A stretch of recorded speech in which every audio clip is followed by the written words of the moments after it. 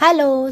आज आमच्या कॉलेजमध्ये होतं हॉल तिकीट डिस्ट्रीब्युशन, कारण की आमची एक्झाम जवळ आली. एक्झामचं प्रिपरेशन तर काही झालं नाही आणि वर तोंड करून आम्ही आलो हॉल तिकीट घ्यायला. आणि कॉलेजमध्ये आल्यानंतर आम्हाला कळालं की आम्ही सगळेचे सगळे डिफॉल्टरमध्ये आहे. तरीसुद्धा किती निर्लज्जासारखे हसतो आहे आम्ही, तुम्ही बघू शकता. काहीच लाज लज्जा शरम नावाची गोष्ट आम्हाला नाही आहे. आम्ही डिरेक्टर सरांच्या कॅबिन बाहेर खूप वेळ उभं होतं, आम्हाला हॉल तिकीट देतील ह्या आशेने. बट ते सगळं इग्नोर करा गाईस. तुम्हाला युवराजचा हा नवीन लुक कसा वाटला ते आम्हाला कमेंट करून नक्की सांगा. आम्हाला सर्वांना तर खूप जास्त आवडलं युवराजचा हा नवीन लुक. आणि ते सगळं ठीक आहे गाईस, बट ह्या नमुन्याचं काय करायचं?